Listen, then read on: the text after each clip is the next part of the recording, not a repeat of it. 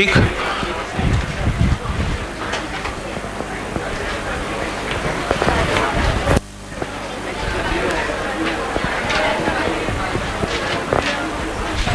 देखो units and dimension में last time कौन सा फॉर्मूला किया था, एक बार चेक करके बताओ। प्रेशर का। ओके, तो यहीं से स्टार्ट करते हैं। लास्ट टाइम हमने फॉर्मूला किया था प्रेशर का। प्रेशर का फॉर्मूला क्या था? Force upon area, MLT -2 upon area का L2, तो M L -1 T -2, ये आपने लिख लिया था लास्ट टाइम। कोई डाउट इसमें? ठीक है, इसके बाद शुरू करना है हमने। Please silence. ठीक, यहां तक क्लियर है? तो अब नेक्स्ट फॉर्मूला से स्टार्ट करेंगे प्रेशर के बाद। अब एक चैप्टर आएगा +1 में, नवंबर के आसपास आता है, जिस चैप्टर का नाम है इलास्टिसिटी। उसके कुछ फॉर्मूलाज बताने जा रहा हूं। आपको वो थ्योरी लिखने की जरूरत नहीं है, एंड में फॉर्मूला लिखेंगे। वो इसलिए बता रहा हूं ताकि थोड़ा सा बैकग्राउंड पता होगा तो फॉर्मूलाज को याद नहीं करना पड़ेगा, सीधा ही आप उसको लिख पाएंगे। तो इलास्टिसिटी के अंदर क्या सिखाया जाता है? एक टर्म आती है जिसको बोलते हैं स्ट्रेस, स्ट्रेस, और एक टर्म आती है जिसको बोलते हैं स्ट्रेन, स्ट्रेन। ठीक, ये बाद में आप लिखना कुछ नहीं, आप ध्यान से देखना। स्ट्रेन बेसिकली किसको बोलते हैं? देखो, जो स्ट्रेन होता है, स्ट्रेन का मतलब होता है कि change in dimension upon original dimension. एक सेकंड देना यार। देखो, जो स्ट्रेन है इसका मतलब होता है change in dimension divided by its original dimension. मैं एग्जांपल के साथ समझाता हूं इसका मतलब क्या है। फॉर एग्जांपल, आपके पास एक वायर है, इलास्टिक वायर है, आपने एक सीलिंग के साथ, छत के साथ बांध रखा है। आपने इस क्रॉस सेक्शनल एरिया पे फोर्स F को लगाया और आपने देखा ये वायर थोड़ी लंबी हो गई, खींच के आपने लंबा कर दिया, पतली हो गई पर लंबी हो गई। तो वायर की लेंथ पहले कितनी थी? L, अब वायर की लेंथ कितनी है? L डैश, और increase in length L dash minus L। ठीक, इसको डेल्टा L यानी कि चेंज इन लेंथ बोलते हैं। क्लियर है यहां तक? तो अगर मैं आपसे ये पूछूं कि इस वायर की कौन सी डायमेंशन चेंज हुई, आप बोलेंगे लेंथ चेंज हुई। तो चेंज इन लेंथ क्या हुआ इसमें? Delta L। ओरिजिनल लेंथ क्या है इसमें? L। तो ये इस वायर का क्या माना जाएगा? स्ट्रेन। तो स्ट्रेन का मतलब कितनी लेंथ चेंज हुई अपॉन ओरिजिनल लेंथ। कई लोग बोलते हैं फ्रैक्शन ऑफ लेंथ कितनी चेंज हुई। हाँ, ये फ्रैक्शन ऑफ लेंथ चेंज को स्ट्रेन बोला जाता है। मैं एक और एग्जांपल लेता हूं। फॉर एग्जांपल, आपके पास एक स्फेयर है। एक स्फेयर को आपने हर तरफ से कंप्रेस किया, दबा दिया, by applying a force of F। ये स्फेयर पहले V वॉल्यूम का था, दबाने से क्या हुआ? इसका वॉल्यूम छोटा हो गया, डेंसिटी बढ़ गई, वॉल्यूम छोटा हो गया, V डैश हो गया। तो अगर मैं बोलूं कि चेंज इन वॉल्यूम कितना है, तो V माइनस V डैश। तो अगर मैं बोलूं कि इसमें स्ट्रेन कितना प्रोड्यूस हुआ, तो आप बोलेंगे change in volume upon original volume, क्योंकि कौन सा डायमेंशन चेंज हुआ? वॉल्यूम। तो चेंज क्या हुआ? वॉल्यूम में डेल्टा V, और ओरिजिनल कितना है? V, यानी कि फ्रैक्शन ऑफ वॉल्यूम चेंज को क्या बोलते हैं? इसका स्ट्रेन है। क्लियर है यहां तक? तो कोई चीज कितनी चेंज होती है अपन ओरिजिनल वैल्यू को स्ट्रेन बोलते हैं।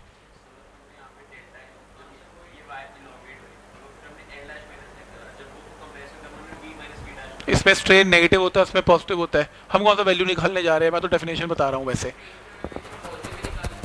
वो निकालना ही नहीं स्ट्रेन, तो आपने वो तो चैप्टर में दिखाऊंगा प्लस माइनस कब लेते हैं। इतनी डीप में थोड़ा जाऊंगा, स्ट्रेन थोड़ा निकालना सिखा दूंगा यूनिट डायमेंशन में। बता रहा हूं कि मेरे को तो यूनिट्स बताने हैं, माइनस प्लस मुझे वैल्यू थोड़ा बतानी है। मेरे को ये बताना है कि देखो ये मीटर में होता है, ये भी मीटर में होता है, स्ट्रेन के यूनिट्स नहीं होते। देखो ये वॉल्यूम है अपॉन वॉल्यूम है, तो इसके भी यूनिट्स नहीं होते। बस ये बताना है, मैंने ये नहीं बताना इसकी वैल्यू कितनी आई है। मैं कोई चैप्टर थोड़ा ओपन करूंगा इसमें। हाँ, वैसे ये नेगेटिव है। अगर चीज छोटी हो रही है तो स्ट्रेन नेगेटिव है, बड़ी हो रही है तो स्ट्रेन पॉजिटिव है। पर मैं उसके ऊपर कोई डिस्कशन नहीं चाहता हूं। क्या ये पॉइंट समझ में आ रहा है? तो मैं सिर्फ ये बताना चाहता हूं कि देखो स्ट्रेन के कोई यूनिट नहीं होते, यानी कि अगर डायमेंशनल फॉर्मूला ये मीटर में मेजर करोगे तो L, डिनोमिनेटर को भी L, तो आंसर क्या आएगा? 1। अगर आप वॉल्यूम को मेजर करोगे L क्यूब और नीचे भी L क्यूब, तो आंसर फिर से क्या आएगा? 1। तो मैं ये सिर्फ इतनी सी चीज बताना चाहता हूं कि देखो स्ट्रेन के कोई यूनिट्स नहीं होते और ना ही इसका कोई डायमेंशनल फॉर्मूला होता है। और रही बात स्ट्रेस की, स्ट्रेस का फॉर्मूला सेम एज प्रेशर, जिसको बोलते हैं force divided by area, same होता है। आपको अगर से प्रेशर क्यों नहीं बोलते? सॉलिड्स के अंदर प्रेशर नहीं बोला जाता, स्ट्रेस बोला जाता है। लिक्विड के अंदर प्रेशर बोला जाता है, लिक्विड का प्रेशर है, सॉलिड का स्ट्रेस है। तो अगर कोई बोले कि इस वायर में कितना स्ट्रेस है, तो कितनी फोर्स अप्लाई की, कितने क्रॉस सेक्शनल एरिया पे अप्लाई की, फोर्स बाय एरिया, ठीक, फोर्स अपॉन ये शेडेड एरिया इसका स्ट्रेस है, और ऐसे ही इसमें force upon surface area 4πr² इसका स्ट्रेस है। पर आपको निकालना थोड़ी ना है, मैं कोई वैल्यू थोड़ा निकालने सिखा रहा हूं, बस मैं ये बता रहा हूं कि स्ट्रेस का फॉर्मूला एग्जैक्टली सेम होता है जो किसका होता है, प्रेशर का होता है। क्लियर है यहां तक? तो अब आपने लिखना क्या है ये समझ लो। आपने कुछ नहीं, आपको ये कुछ नहीं चाहिए, ये हम चैप्टर के अंदर ही डिस्कस करेंगे जब इनकी वैल्यूज को निकालेंगे। तो नेक्स्ट फॉर्मूला आप लिखो please, next formula is stress. Stress का फॉर्मूला एक बार फिर से क्या, फोर्स बाय एरिया। तो डायमेंशन फॉर्मूला एग्जैक्टली क्या आएगा, सेम एज अबव। कोई डाउट इसमें? तो ये सिर्फ हिस्ट्री इसलिए बताता हूं ताकि आपके फॉर्मूलाज आपको याद ना करने पड़े, थोड़ा सा आपको ब्रीफ आइडिया पता हो। तो पॉइंट समझ में आ रहा है कि स्ट्रेस और प्रेशर एक ही बात है, इट विल रिमेन सेम। दूसरा जो नेक्स्ट फॉर्मूला है दैट इज स्ट्रेन। स्ट्रेन का फॉर्मूला बताया मैंने, change in dimension divided by original dimension. तो आप कोई मर्जी स्ट्रेन ले लो, तो मैंने क्या बताया, इसका डायमेंशन फॉर्मूला क्या आएगा, 1। ना कोई यूनिट्स आएंगे और ना ही कोई डायमेंशनल फॉर्मूला आएगा। और या फिर इसको ऐसे भी लिख सकते हो, m0 l0 t0, 0 l0। Clear है यहां तक?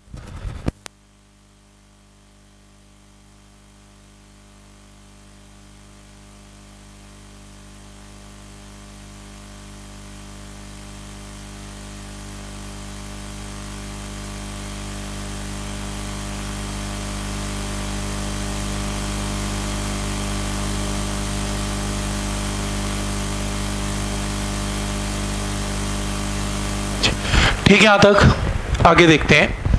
अब एक ना साइंटिस्ट था जिसका नाम था हुक। हुक्स लॉ करके उसने एक लॉ बनाया। उसने बताया कि किसी भी बॉडी को अगर स्ट्रेस प्रोड्यूस किया जाए तो उसमें ना स्ट्रेन भी प्रोड्यूस हो जाता है। आप एक वायर को जब खींचते हो बाय अप्लाइंग अ स्ट्रेस, तो वायर में की वायर लेंथ लंबी हो जाती है, तो उसमें स्ट्रेन प्रोड्यूस हो जाता है। तो जितना ज्यादा स्ट्रेस अप्लाई करोगे उतना ही उसका फ्रैक्शन चेंज हो जाएगा, उतना ही ज्यादा उसमें स्ट्रेन होगा। क्लियर है यहां तक? तो उसको ये पता था कि स्ट्रेस प्रोपोर्शनल का साइन हटेगा तो क्या आएगा, कांस्टेंट आएगा इनटू स्ट्रेन। तो कांस्टेंट की वैल्यू क्या आएगी, स्ट्रेस डिवाइडेड बाय स्ट्रेन। ठीक, ये चैप्टर का नाम क्या था, इलास्टिसिटी। उसने इस कांस्टेंट का नाम दिया, इस कांस्टेंट का नाम है coefficient of elasticity. Coefficient of elasticity. तो नेक्स्ट फॉर्मूला नोट करो प्लीज, कोफिशिएंट ऑफ इलास्टिसिटी। तो बोलो इसका फॉर्मूला क्या बनेगा, स्ट्रेस डिवाइडेड बाय स्ट्रेन। ठीक है ना? तो इस कांस्टेंट का नाम क्या है, स्ट्रेस डिवाइडेड बाय स्ट्रेन। कोई डाउट इसमें? ठीक, constant is stress by strain. इस कांस्टेंट का नाम क्या है, coefficient of elasticity, stress by strain. तो formula is stress by strain. अब स्ट्रेन का तो कुछ होता नहीं है, 1। स्ट्रेस का डायमेंशन फॉर्मूला हमें मालूम है कितना, ml-1t-2। इसका मतलब स्ट्रेस का डायमेंशन फॉर्मूला, प्रेशर का dimension formula, coefficient of elasticity का डायमेंशन फॉर्मूला सेम। पॉइंट समझ में आ रहा है यहां तक? क्लियर है? जो प्रेशर का आएगा वो स्ट्रेस का आएगा, और वही कोफिशिएंट ऑफ इलास्टिसिटी का आएगा, क्योंकि स्ट्रेन का तो 1 होता है, तो स्ट्रेस का ही कोफिशिएंट ऑफ इलास्टिसिटी का सेम हो जाएगा। कोई डाउट इसमें? फॉर्मूला याद रहेगा यहां तक? ठीक है, ठीक। अब हमने एक और चीज देखी कि स्ट्रेन के मैंने आपको ना दो एग्जांपल लेके दिखाए थे। स्ट्रेस का तो फॉर्मूला हालांकि क्या था, फोर्स बाय एरिया, यही था ना, स्ट्रेस की जगह फोर्स बाय एरिया। स्ट्रेन मैंने आपको दो एग्जांपल से समझाया, एक में फॉर्मूला क्या बनाया था, डेल्टा एल बाय एल, और एक में मैंने फॉर्मूला क्या बनाया था, डेल्टा वी बाय वी। ठीक ठीक है, दो टाइप के स्ट्रेन थे, एक लेंथ में था और एक वॉल्यूम में था। तो दो टाइप के स्ट्रेन मैंने पुट किए। इसका मतलब कोफिशिएंट ऑफ इलास्टिसिटी दो टाइप का आएगा, क्योंकि डिनोमिनेटर दोनों का चेंज हो रहा है, तो ये फ्रैक्शन भी ऑब्वियसली अलग अलग आंसर देगी। तो अगर तो आप लेंथ वाला स्ट्रेन यूज करते हो, लेंथ वाला, तो इस कोफिशिएंट ऑफ इलास्टिसिटी का नाम चेंज हो जाएगा, इसको बोलते हैं यंग्स मॉडुलस। क्योंकि यंग साइंटिस्ट ने काम किया था, उसने अपने नाम से ही नाम रख दिया कोफिशिएंट ऑफ इलास्टिसिटी का यंग्स मॉडुलस। तो मतलब बात एक ही है, तो कोई फर्क नहीं पड़ा, नाम में चेंज हुआ। और अगर ये वाला फॉर्मूला यूज करते हो तो कोफिशिएंट ऑफ इलास्टिसिटी का फॉर्मूला का नाम चेंज हो जाएगा, इसका नाम होगा बल्क मॉडुलस। ये उस इलास्टिसिटी चैप्टर में स्टडी करेंगे। तो आपको इतना कोई टेंशन लेने की जरूरत नहीं कि यार ये क्या, पता नहीं क्या थ्योरी स्टार्ट हो गई, आपको चाहिए कहां।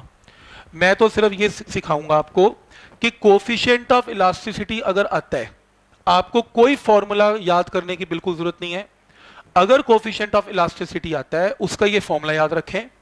कोफिशिएंट ऑफ इलास्टिसिटी की जगह अगर क्या आता है, यंग्स मॉडुलस आता है, या फिर क्या आता है, बल्क मॉडुलस आता है। जो मर्जी नाम चेंज कर दे, आंसर विल रिमेन सेम। क्या फर्क पड़ता है, तुमने कौन सा न्यूमेरिकल सॉल्व करना है यंग्स और बल्क का, वो तो नवंबर के अंदर देखेंगे जब आएगा। फिलहाल आपको कुछ नहीं चाहिए, ये नाम ही चेंज किया है, फॉर्मूले में कोई चेंज नहीं है। तो बेसिकली चाहे क्वेश्चन में कोफिशिएंट ऑफ इलास्टिसिटी आए तो भी स्ट्रेस बाय स्ट्रेन, चाहे यंग्स मॉडुलस आए तो भी स्ट्रेस बाय स्ट्रेन, चाहे बल्क मॉडुलस आए तो भी स्ट्रेस बाय स्ट्रेन, तो आंसर तो क्या रहेगा, सेम। तो एटलीस्ट डायमेंशनल फॉर्मूला याद रखोगे, स्ट्रेस बाय स्ट्रेन के साथ ही आएगा। हालांकि ये फॉर्मूला बहुत कम यूज होते हैं और मुझे लगता है यूज भी नहीं होंगे, बट एक्सेप्शनल केस है, अगर कोई टीचर डाल ही दे, एटलीस्ट पता होना चाहिए कि हमने ये टर्म सुनी हुई है। कोई डाउट इसमें? तो ये इलास्टिसिटी के कुछ फॉर्मूलाज हैं। तो मजे की बात है कि एंड रिजल्ट इनका निकालना बड़ा आसान है। मैं थ्योरी नहीं भी बताऊंगा तो भी सिर्फ इससे काम चल जाएगा। और अगर मैं इतना भी बता दूं आपको, कोफिशिएंट ऑफ इलास्टिसिटी आ जाए या ये आ जाए या ये आ जाए, एक ही फॉर्मूला है, तो भी आपको ओके ठीक है, एक ही फॉर्मूला है, क्योंकि आपको कोई न्यूमेरिकल सॉल्व करना नहीं है, आपको तो डायमेंशनल फॉर्मूला चाहिए, वो आप निकाल लोगे। यहां तक क्लियर है? ठीक। नेक्स्ट दो फॉर्मूलाज और नोट करते हैं। नेक्स्ट फॉर्मूलाज में, नेक्स्ट फॉर्मूला नोट करो। नेक्स्ट फॉर्मूला में पहला फॉर्मूला है वेलोसिटी ग्रेडियंट, और उसके अगला फॉर्मूला है प्रेशर ग्रेडियंट। याद रखना, अगर किसी के पीछे ग्रेडियंट लग जाता है, हम आने वाले टाइम में स्टडी करेंगे, उस टर्म को लेंथ से डिवाइड कर देते हैं। तो वेलोसिटी ग्रेडियंट का मतलब वेलोसिटी अपॉन लेंथ, और प्रेशर ग्रेडियंट का मतलब बोलो प्रेशर अपॉन लेंथ। ये पॉइंट समझ में आ रहा है यहां तक? तो velocity gradient velocity by length, pressure gradient pressure by length.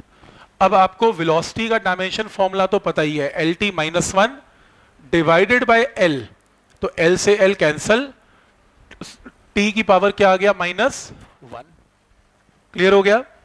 और उसी तरीके से प्रेशर का डायमेंशन फॉर्मूला मैंने जान के मिटाया नहीं था, M L minus one T minus two. ये प्रेशर का डायमेंशन फॉर्मूला है, डिवाइडेड बाय लेंथ, तो एम एल की पावर ऊपर जाएगी तो माइनस टू, टी की पावर माइनस टू। कोई डाउट इसमें? दो फॉर्मूलाज और नोट कर सकते हो, वेलोसिटी ग्रेडियंट और प्रेशर ग्रेडियंट। ये तो आपको याद ही नहीं करना, आपको तो फॉर्मूला याद करने हैं। तो जब ये फॉर्मूलाज आएंगे, आपको पता होना चाहिए कि ये प्रेशर ग्रेडियंट और वेलोसिटी ग्रेडियंट में उन टर्म्स को लेंथ से क्या कर देना है, डिवाइड। क्लियर है यहां तक?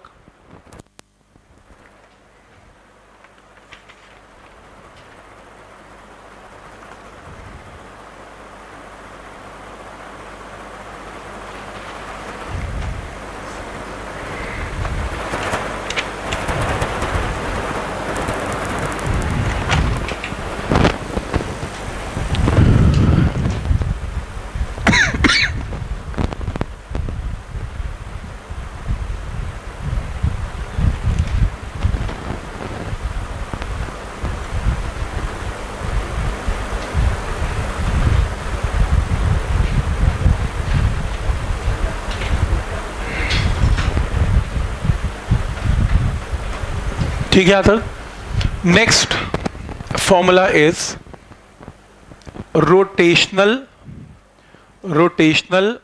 Kinetic energy. आपको नया फॉर्मूला याद करने की बिल्कुल जरूरत नहीं है। आपने half M V square last time solve किया था और हमने डिसाइड किया था कि जितने भी टाइप की एनर्जीज हैं या वर्क डन है जिनके यूनिट जूल होते हैं उनका डायमेंशन फॉर्मूला भी सेम है। तो आप चेक कर लो लास्ट टाइम का जो लेक्चर है, तो एनर्जी का डायमेंशन फॉर्मूला हमने क्या निकाला था, ml/t -2, और मैंने कहा था चाहे रोटेशनल एनर्जी हो चाहे हीट एनर्जी हो formula will remain same.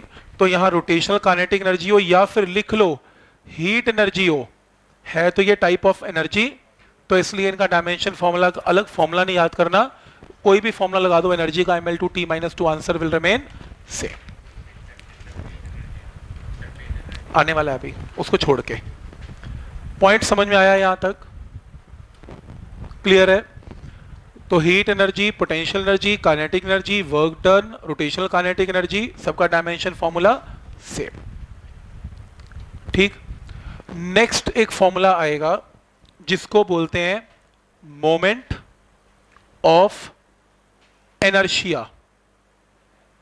Moment of inertia ये रोटेशनल मोशन में आएगा, मैं नहीं समझा पाऊंगा फिलहाल अभी से। इसका सिंबल बता देता हूं, आई होता है, और इसका फॉर्मूला होता है मास इनटू रेडियस का स्क्वायर। मास इनटू, तो बोलो डायमेंशन फॉर्मूला क्या बनेगा, मास का क्या बनेगा m, और रेडियस किस में मेजर करते हैं, लेंथ में, तो लेंथ का स्क्वायर। आंसर क्या आएगा, ml स्क्वायर। ठीक। तो मोमेंट इनर्शिया काफी यूज होता है डायमेंशनल फॉर्मूलाज में, पता होना चाहिए मोमेंट इनर्शिया ml स्क्वायर। कोई डाउट इसमें?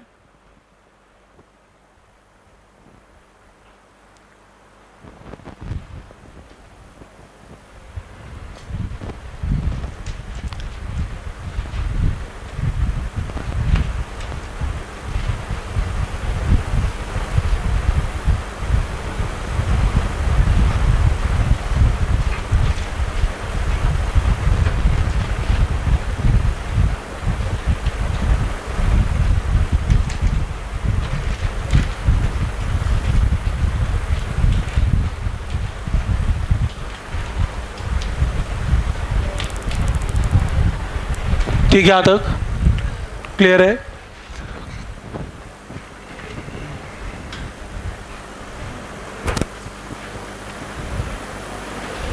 नेक्स्ट एक टर्म आपने शायद केमिस्ट्री में सुनी होगी, प्लैंक्स कांस्टेंट। बोलो इसका फॉर्मूला क्या होता है? हाँ, मैं वेट ही कर रहा था, 6 पॉइंट करना शुरू करेंगे लोग।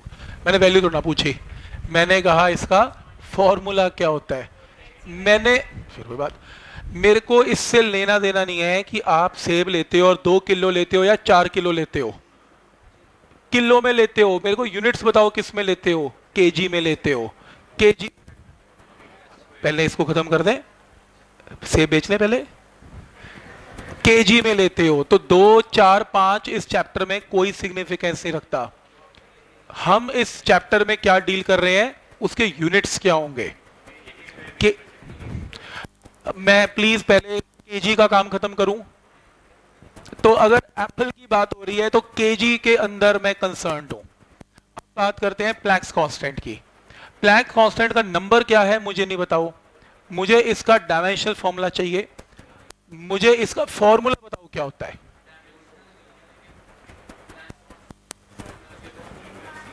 एनर्जी अपॉन फ्रीक्वेंसी बोला इसने, या फिर एनर्जी इनटू टाइम, एक ही बात है क्योंकि फ्रीक्वेंसी इज 1/टाइम। तो फॉर्मूला नोट करो, एनर्जी इनटू टाइम। एनर्जी क्या होती है ml/t -2, और टाइम क्या होता है t, तो आंसर इज ml/t -1। ठीक, फॉर्मूला याद रखना है, एनर्जी इनटू टाइम। केमिस्ट्री वाले आपको सिखाते होंगे, यूज किया होगा आपने, तो वहीं से आएगा ये। क्लियर है? E is equal to H nu. हाँ, ऐसे करते हो? ठीक है, यहां तक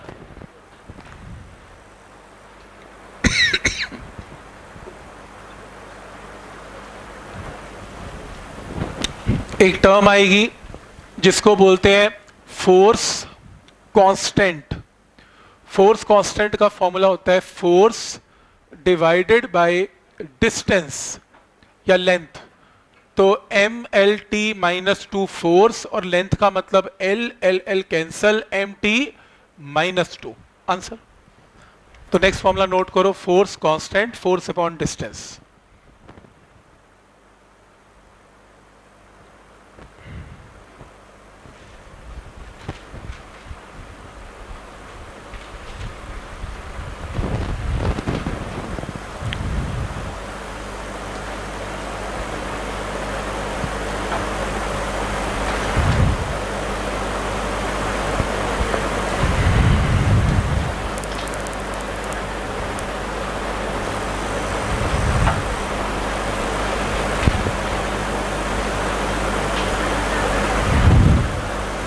ठीक है, यहां तक कोई डाउट है इसमें? ठीक। नेक्स्ट, जो फॉर्मूलाज हैं उसको लिखने से पहले इसका थोड़ा सा इंट्रोडक्शन देता हूं। एक चैप्टर आएगा +1 में, नवंबर के आसपास आता है वो भी, जिस चैप्टर का नाम है सरफेस टेंशन। तो सरफेस टेंशन क्या होती है वो करने से पहले एक फॉर्मूला याद आया मुझे, लिखो टेंशन। टेंशन, ये वो टेंशन नहीं है जो पेपर से पहले होती है, ये वो टेंशन है कि अगर एक रस्सी है, आप एक स्ट्रिंग को खींचते हो तो स्ट्रिंग टाइट हो जाती है, ठीक, स्ट्रिंग में फोर्स आ जाती है, और कभी कभी तो स्ट्रिंग टूट जाती है ज्यादा फोर्स लगा दोगे तो। रस्सी के अंदर जो फोर्स डेवलप होती है उसको फोर्स नहीं बोलते, उसको टेंशन बोलते हैं। तो tension and force is one and the same thing. तो answer is force MLT minus two. कोई डाउट इसमें? तो स्ट्रिंग की टेंशन या स्ट्रिंग की force one and the same thing.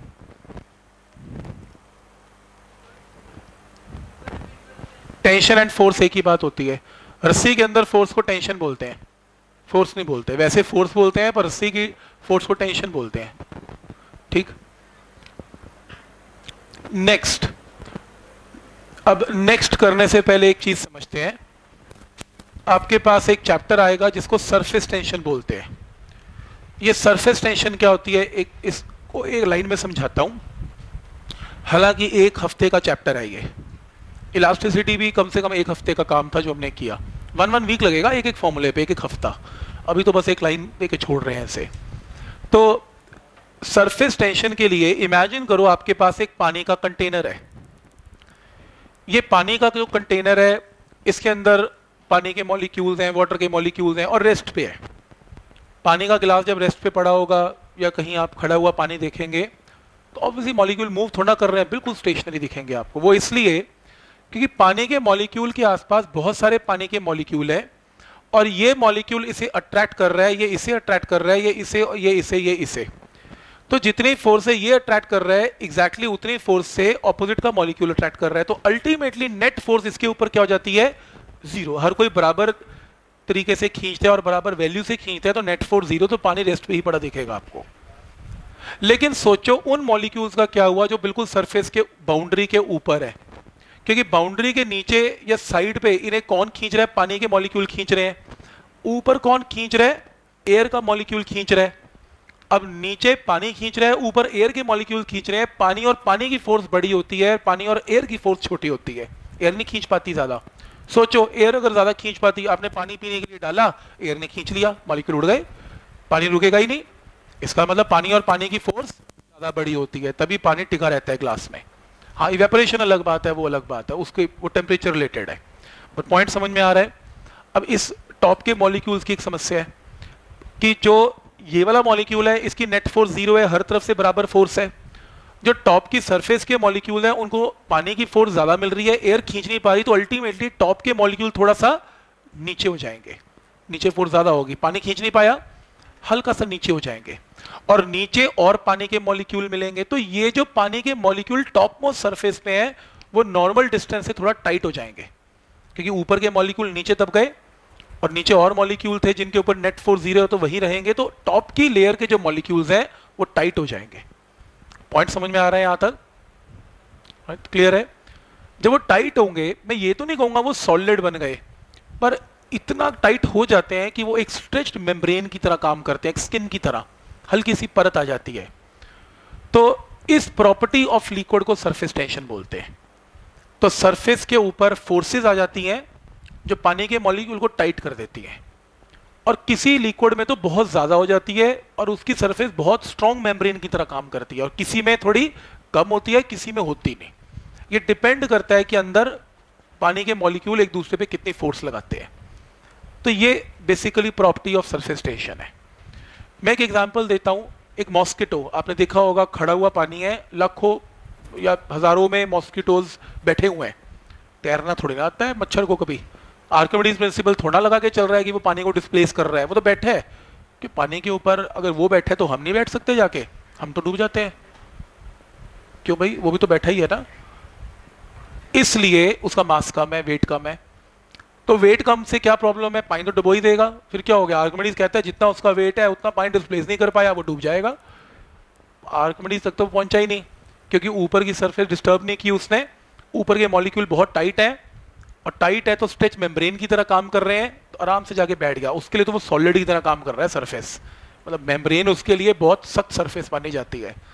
लेकिन अगर आप पानी को हिला दो, हल्का सा डिस्टर्ब कर दो, उड़ जाएंगे, क्योंकि वो तैरना नहीं आता। जो बच गए वो डूब जाएंगे, फिर मर भी जाते हैं, कई मरे मिलते हैं आपको, क्योंकि वो चलते पानी के अंदर चले जाते हैं। पॉइंट समझ में आ रहा है। तो बेसिकली ये बिकॉज ऑफ सरफेस टेंशन है कि टॉप की जो सरफेस है वो एक स्ट्रेच मेम्ब्रेन की तरह काम करना शुरू कर देती है, क्योंकि टॉप की सरफेस के ऊपर जो मॉलिक्यूल्स हैं वो थोड़े टाइट हो जाते हैं। क्लियर यहां तक। तो उस चैप्टर में ऐसा कुछ स्टडी होने वाला है। तो इंटर और इंट्रा मॉलिक्यूलर फोर्सेस की गेम है ये सारी। तो उस चैप्टर में तो यही सिखाया जाता है, पर अभी मेरे मतलब की चीज ये नहीं है। जो लिक्विड ये प्रॉपर्टी ज्यादा शो करती है और मेम्ब्रेन मतलब मॉलिक्यूल टाइट ज्यादा कर देती है, एक अच्छा खासा मेम्ब्रेन की तरह सरफेस एक्ट करता है, हम बोलते हैं उसकी सरफेस टेंशन ज्यादा है। और जो कम कर पाती है उसकी सरफेस टेंशन की प्रॉपर्टी कम है। अब सपोज करो टॉप की सरफेस है, पानी की सरफेस है, ये पानी भरा हुआ है यहाँ पे टॉप तक। मैंने इमेजिन किया, एक लाइन खींच ली, इमेजिनरी लाइन है, कोई लाइन नहीं है, पानी की सरफेस की वो मॉलिक्यूल ले लिए जो इस लाइन के आर और पार है, इस तरफ और इस तरफ है। ये मॉलिक्यूल एक दूसरे के ऊपर क्या लगा रहे हैं, फोर्स लगा रहे हैं। ये इसे खींच रहा है तो ये इसे खींच रहा है, दोनों एक दूसरे को खींच रहे हैं। और मुझे समझ में आ रहा है कि जितनी लंबी लाइन लूंगा इमेजिनरी, उतने मॉलिक्यूल कंसिडर किए जाएंगे, लाखों मॉलिक्यूल आ जाएंगे लंबी लाइन में। तो क्या मैं ये बोल सकता हूं कि इनकी आपस की जो फोर्स है, इनमें जो आपस की जो फोर्स है वो प्रोपोर्शनल टू लेंथ है, क्योंकि जितनी बड़ी लेंथ होगी उतने नंबर ऑफ मॉलिक्यूल्स कंसिडर किए जाएंगे और फोर्स भी उतनी ज्यादा आएगी। तो अगर लेंथ छोटी होगी, नंबर ऑफ मॉलिक्यूल कम हो जाएंगे, तो आपसी फोर्स कम होगी। और लेंथ अगर ज्यादा होगी, नंबर ऑफ मॉलिक्यूल लेंथ के अलोंग ज्यादा होंगे, तो फोर्स ज्यादा होगी। और साथ में डिपेंड करता है, क्योंकि एक कांस्टेंट आएगा, प्रोपोर्शनल का साइन हटेगा तो कांस्टेंट आएगा, तो कांस्टेंट को बोलते हैं टी इनटू लेंथ। इस कांस्टेंट का नाम है सरफेस टेंशन। तो ये डिपेंड करेगा कि ये मॉलिक्यूल्स के बीच में जो फोर्स है वो नेचर ऑफ लिक्विड पे भी डिपेंड करेगा। कई मॉलिक्यूल की सरफेस टेंशन ज्यादा है तो उनमें आपसी फोर्स ज्यादा है, कई मॉलिक्यूल में आपसी फोर्स कम है क्योंकि उनकी सरफेस टेंशन कम है। तो ये तो नेचर है उनकी। अब मॉलिक्यूल एक लिक्विड का मॉलिक्यूल दूसरे लिक्विड के मॉलिक्यूल को नहीं खींचता, अब वो तो बना ऐसा हुआ, नहीं खींचता तो नहीं खींचता, कोई कुछ ज्यादा ही खींच लेता है। अब ये हमारे हाथ में नहीं है, ये तो अब नेचर के हाथ में है। तो इसलिए हमने इसका नाम क्या दे दिया, टी। लेंथ तो बराबर है। अब मान लो अगर पानी का मॉलिक्यूल लेते हो एल लेंथ पे, तो पानी के मॉलिक्यूल की सरफेस टेंशन कम होती है तो फोर्स उनमें कम लगती है मॉलिक्यूल्स में। मरकरी लेते हो, मरकरी तो चिपकती जाती है, मरकरी तो इतनी ज्यादा मरकरी से चिपकती है कि आपने अगर देखा होगा थर्मोमीटर टूटता है तो मरकरी से अटैच होती है, एकदम खींच लेती है मरकरी। नहीं देखा कभी? अच्छा, थर्मोमीटर जब टूटता है तो उसमें मरकरी बहुत डेंजरस है, वैसे वो दूर रहना चाहिए। तो बेसिकली क्या है कि वो मरकरी के ड्रॉप्स बन जाते हैं। आप मरकरी को मिलाओगे, फटाफट बड़ा ड्रॉप खींच लेगा। और मजे की बात है, मरकरी का लिक्विड टब भर दो मरकरी से, गीली मरकरी से, अपना हाथ बीच में डाल दो, बाहर निकाल दो, सूखा निकलेगा। वो आयरन मैन और वो मूवी में दिखाते भी तो है, वो लिक्विड में जाता है और बाहर आता है, कुछ भी नहीं होता, उसे गीला होता ही नहीं, क्योंकि मरकरी के अंदर जब जाओगे तो मरकरी की फोर्स इतनी ज्यादा है कि आपका हाथ उस मरकरी के मॉलिक्यूल को खींच नहीं पाया, मरकरी ने ही छोड़ा मरकरी को, तो गीला ही नहीं होता हाथ। पानी की फोर्स थोड़ी कमजोर होती है, मैं अपना हाथ डालूंगा ना, मेरी बॉडी के मॉलिक्यूल पानी के मॉलिक्यूल को खींच लेते हैं, तो मेरा हाथ गीला हो जाता है। तो वेटिंग ऑफ सरफेस का एक टॉपिक आएगा इसमें, उसमें यह बताया जाता है कि हाथ कब गीला होता है, कब नहीं गीला होता, कब बॉडी गीली होती है, नहीं गीली होती। वो डिपेंड करता है कि मरकरी इतनी स्ट्रांग फोर्स होती है कि वो छोड़ती नहीं एक दूसरे को। पॉइंट समझ में आ रहा है यहां तक? चलो लंबी स्टोरी होगी, अभी नहीं करना। तो कहने का मतलब अपने को क्या चाहिए, अपने को नेक्स्ट टॉपिक चाहिए या next surface tension. Surface tension का फॉर्मूला बोलो क्या बनेगा, फोर्स पर यूनिट लेंथ बन गया। फोर्स का मतलब mlt -2, लेंथ का मतलब l से l कैंसल mt -2, तो सरफेस टेंशन का फॉर्मूला mt -2। फॉर्मूला याद रहेगा, बहुत यूज होता है सरफेस टेंशन, फॉर्मूला लिख लो और इंपॉर्टेंट है, ठीक।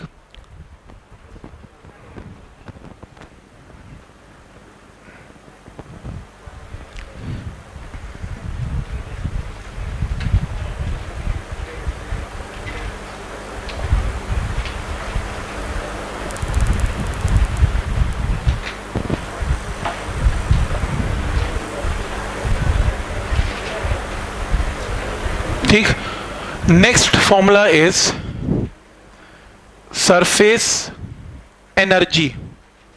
आपको कैसे, ये तो आता है, मैंने कहा कैसे, कहते हैं एनर्जी होती है, जो मर्जी एनर्जी। मैंने कहा था सारी एनर्जी का डायमेंशन फॉर्मूला सेम है एक्सेप्ट एक, जिसका नाम है सरफेस एनर्जी। सरफेस एनर्जी कहां यूज होती है मैं बता देता हूं एक छोटे से एग्जांपल के साथ। सपोज मेरे को वर्क डन निकालना आएगा, अभी आएगा नवंबर के अंदर करेंगे, फिर से सेम चैप्टर सरफेस टेंशन का ही पार्ट है। वो कहेगा वर्क डन निकालो, आप कहोगे ठीक है वर्क डन में क्या है, force into displacement work done है। टास्क पता है क्या दिया वर्क डन निकालने का, वो बच्चे खेलते हैं, बबल्स फुलाते हैं, 10 रुपए की शीशी मिलती है, साबुन के उसमें डबो, एयर ब्लो करो तो बबल्स ही बबल्स है। तो कह रहे हैं साबुन के अंदर एक वो रिंग को डालो, उसमें साबुन की लेयर आ गई, एयर ब्लो करो, बबल फूलेगा, बहुत बड़ा फूल गया, हवा में उड़ गया।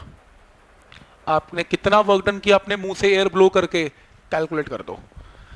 हाँ यही फिजिक्स है, यही सिखाएंगे आपको। अब फोर्स इनटू डिस्प्लेसमेंट तो लगेगा नहीं। अब इस तरीके के क्वेश्चन को क्या करोगे, तो इसके लिए काम आएगी सरफेस एनर्जी। तो सरफेस एनर्जी वहां काम आती है, इसका फॉर्मूला होता है amount of work done upon area, कि कितना बड़ा आपने वो बबल को फुला दिया और कितना वर्क डन किया, इसकी रेशियो को सरफेस एनर्जी बोलते हैं। पर मैं अभी ज्यादा डीप में नहीं लेके जाऊंगा, ये क्या होती है कैसे करेंगे, अभी प्लीज ज्यादा डीप में नहीं जाना। फॉर्मूला याद रहेगा, वैसे एनर्जी के फॉर्मूले सेम होते हैं, बस सरफेस एनर्जी का फॉर्मूला वर्क डन या एनर्जी अपॉन एरिया होता है। तो वर्क डन का डायमेंशन फॉर्मूला क्या होता है, ml/t -2, एरिया का l स्क्वायर, तो आंसर क्या आ गया mt -2। और मजे की बात है फोर्स कांस्टेंट और सरफेस टेंशन और सरफेस एनर्जी का फॉर्मूला डायमेंशनल एकदम सेम है, कोई मर्जी फॉर्मूला चला दो सब चल पड़ेगा इसमें, ठीक। कितने फॉर्मूले हो गए, ठीक है, अभी और पड़े हैं, 45 तक तो करना ही है, अभी खत्म हो जाएगा 15 मिनट के अंदर। तो पॉइंट समझ में आ रहा है यहां तक?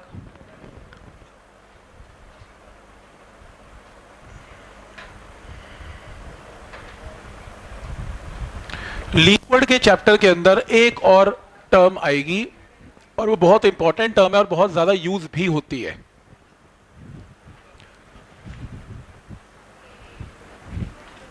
और नेक्स्ट क्वांटिटी का नाम